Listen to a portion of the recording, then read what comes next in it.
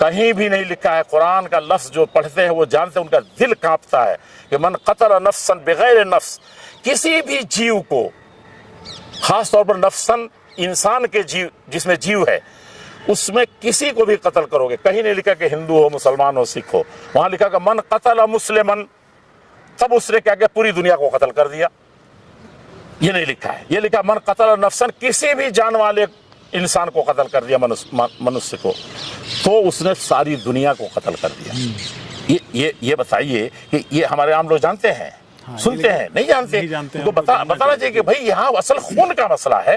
پھر اس میں دھرم گرو یہ بتایا کہ بھائی خلقکم من نفس واحدہ. مسلمان کا ایمان اور عقیدہ ہے کہ اوپر والا اللہ ہے, تو اس نے مانوتا کو چلانے کے لیے, منوشیہ کے نسل کو چلانے کے لیے اس نے آدم کو پیدا کیا تھا, ان سے سب کو پیدا کیا. پھر تو جب سب خون ہم جان لیں گے کہ یہی ہے, اس میں لکھا ہے کہ درد جیسے تم کو ہوتا ہے ہر جان والے کو ہوتا ہے. تو یہ بتائیے کہ ہمارا کوئی کاٹ رہا ہے, اپنے ہاتھ کو کاٹ رہے ہیں تو درد ہو رہا ہے, اور اس پاؤں کو کاٹے گا تو درد نہیں ہوگا.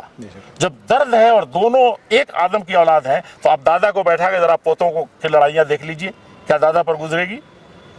یعنی اس کو سب سے زیادہ, یا بیٹے باپ کے سامنے لڑتے ہیں, تو میں کر لیتے تو باپ کہتا ہے کہ میری تو زندگی ختم ہو.